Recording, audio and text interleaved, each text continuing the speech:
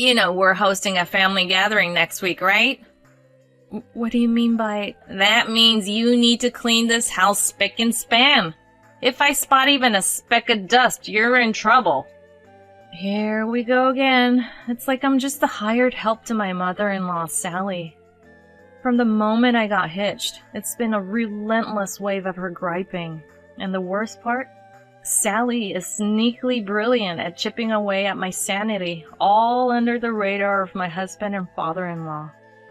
Before I knew it, I turned into something like her personal lackey. Despite the toll it was taking on me, both physically and emotionally, I stuck it out for the sake of my dear husband.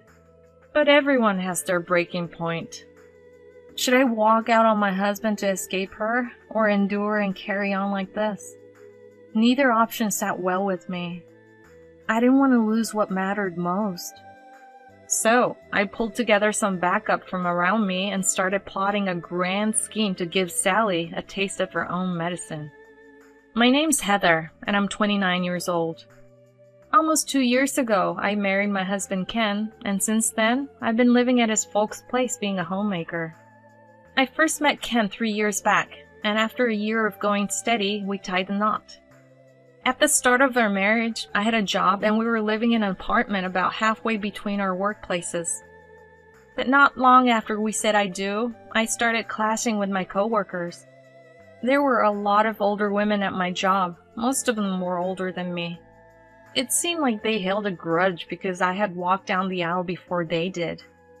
It wasn't long before they started making my life miserable, and I began to feel the strain, both mentally and physically. I hit my breaking point and spilled the beans to my husband. When I mentioned that I wanted to quit my job, he came up with a suggestion.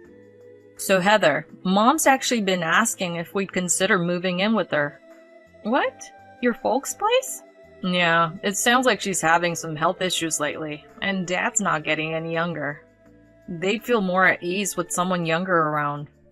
Oh, I see. That makes sense. Your family does live in an area with quite a few older people. Yeah, that's true. I've been pretty worried about them, to tell you the truth, he said with a troubled smile. He was probably concerned about his aging parents. I heard they had him pretty late in life, so they must be pushing 70 by now. His worries about them made sense. Plus, being an only child, he must have been their pride and joy. He's the kind of guy who regularly checks in with his mom just to see how she's doing. So they asked him if we'd consider living with them. If I were in his shoes, I'd probably want to move in with them too. So I was thinking, if you're cool with it, what if you quit your job and we move in with my parents? Wait, I can really quit my job? Absolutely. Honestly, we can live just fine on my income. And if we're at my folks' place, we won't have to worry about rent. We just chip in for living expenses. Are you sure? Are you really okay with me being the only one getting this much help? I can't stand seeing you suffer. If there's a way to make things easier for you, I want to take it. Oh, Ken. Yeah, thank you. And just like that, we made up our minds to move in with the in-laws. I decided that was the perfect time to quit my job. But back then, I had no clue. Just because the job stress is gone doesn't necessarily mean happiness is around the corner. Fast forward a month, and we're having the movers cart all our stuff over to the in-laws. They welcomed us with open arms. Long time no see. Heather, we're very happy you're here. No kidding. When we heard you two were moving in, we were over the moon. They were all smiles as they ushered us into the house. As we ambled towards the living room, my mother-in-law, Sally, hollered from the kitchen. Heather, lend me a hand, will you? Absolutely. I'm on my way. Sorry, I can barely keep up with all this. No problem. I'm here to help. I sprang up and headed to the kitchen. While brewing some coffee, I got the rundown of where everything was. Just when I was about to ferry the mugs over, she held me back. Hold your horses. I gave her a puzzled look, not quite getting what was up. She grabbed a mug and started sipping the coffee right then and there. Sally? She took a sip, scrunched up her face, sighed, and pressed her lips together. This coffee is a disaster. Can't you even make a decent cup of coffee? Well, You're as plain as a post and you can't even brew coffee. You're a real letdown as a daughter-in-law. And I hear you quit your job? about my job, the office politics were getting to me. You threw in the towel over something so petty. I swear, you kids these days, you're just so fickle, aren't you? My workplace was pure torture. But Sally, who didn't have a clue, was laying into me based on her own assumptions. But what could I do? It was my first day there. I couldn't just snap back. All I could do was bite my lip and bear it. She heaved another sigh, tipped the contents of her coffee mug into the sink, and said, Forget it. I'll redo it. You just grab those cakes over there. And just so we're clear, hands off. You're the dud daughter-in-law, remember? I did as I was told. From then on, Sally was all sweetness and light whenever Ken or my father-in-law were around. The sniping started from day one of our cohabitation. Since I was jobless, I was stuck at home during the day. Basically, I was under house arrest, only allowed out for groceries. Clean up properly. Look, there's hair all over. Who taught you to hang laundry like that? Do it right. Your food tastes like cardboard. I can't believe you're serving my son this slop. Day by day, her acid remarks were chipping away at me. One evening, I thought about bringing it up with my husband. Before turning in, I broached the subject. Ken, listen. When I said his name, he beamed at me. Heather, I can't thank you enough. You've been keeping my mom company during the day, right? What? My mom looked really happy today when you were in the bath. She said it's like having a daughter around. She said that? Yeah, totally. You know my dad is always out hitting the links, right? She was home alone all day, so having you here is a load off her mind. He gave my hand a gentle squeeze and smiled, saying, I mean it. Thank you. The moment I saw his face, I was at a loss for words. What should I do now? I had just about mustered the courage to talk to him about Sally when he caught me off guard with his words. The last thing I wanted was to stir the pot in my husband's family because of me. Given the situation, I felt I had no choice but to suck it up. When I met his gaze with a strained smile, he looked back at me, worry etched all over his face. Oh, my bad. You were about to say something earlier. What's up? I couldn't bring myself to spill the beans and ended up playing it off like it was no big deal. A year flew by since we moved in with my in-laws, and Sally's relentless torment didn't let up. My spirit was scraping bottom, but I held on for the sake of my dear husband. Recently, Sally's tongue leashings grew over the top and she began piling on absurd demands. I've got some friends coming over. Go fetch some cakes from the department store in 10 minutes. Get rid of the weeds in the garden while I'm out. Make sure you season the dinner like I do. I'll claim I cooked it. The list just went on and on. Each time I fell short of her escalating demands, I was met with a fresh barrage of abuse. I was teetering on the edge. One day, as I was tidying up the garden following her orders, Sally barked from the inside the house. Hey! I found her smirking as I approached. You know we're hosting a family gathering next week, right? What do you mean by... That means you need to clean this house spick and span. If I spot even a speck of dust, you're in trouble. Hold on, even a speck of dust? That's just not possible. Excuse me? How dare you answer back, you incompetent daughter-in-law? If you refuse, you'll be saying goodbye to Ken. It hit me then. I turned into nothing more than Sally's pawn. I was beat, physically and mentally, but I couldn't turn my back on this life, not when it meant leaving my beloved husband. But even I had my breaking point. Should I walk out on my husband to escape her, or endure and carry on like this? Neither option sat well with me. I didn't want to lose what mattered most. Once I was sure of my feelings, a wave of pent-up anger towards Sally surged within me.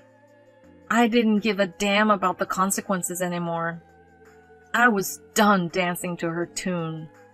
I locked eyes with Sally and made my stand. Fine, I'll get this house cleaned up.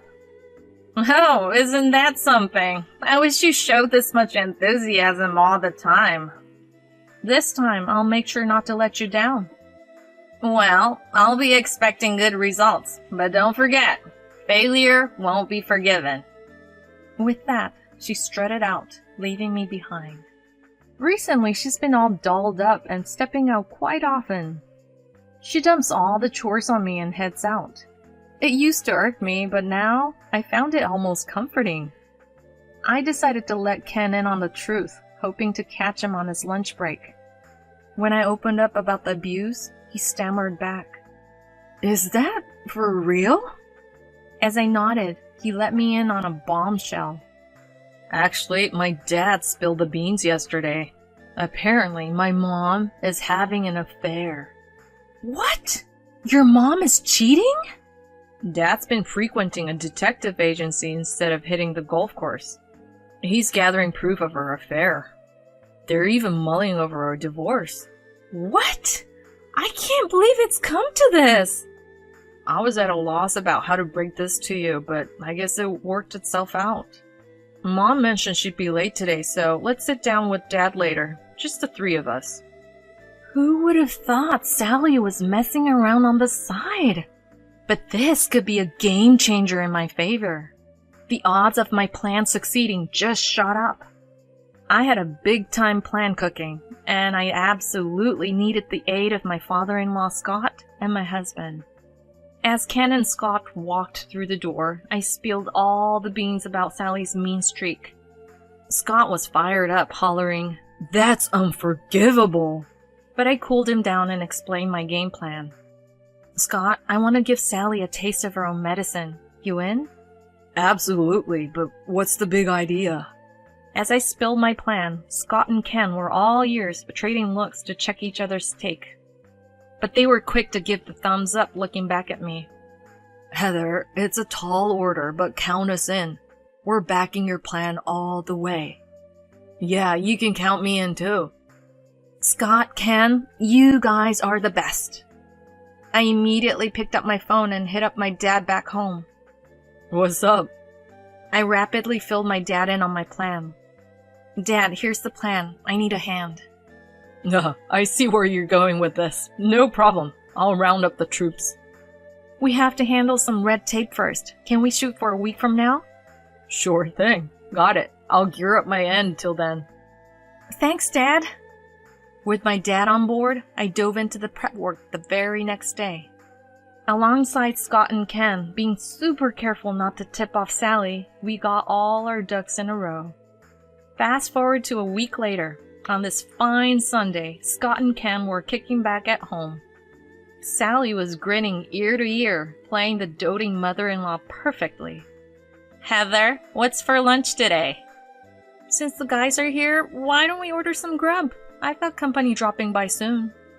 Company? Right on schedule, the doorbell chimed. I swung the door open, and there stood my dad. Heather, long time no see. Thanks for coming, Dad. I hate to put you through all this. What are you talking about? You're my kid. It's no sweat. Thanks. Can we get started? Sure thing, but first, get the stuff out. On it. I shot a look to my husband and Scott, and we began hauling our packed gear outside. Having separate rooms in my in-laws' house was a real stroke of luck.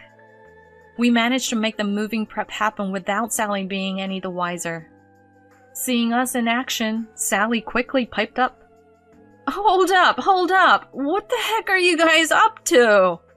Sorry, Sally. Could you step outside? Safety first.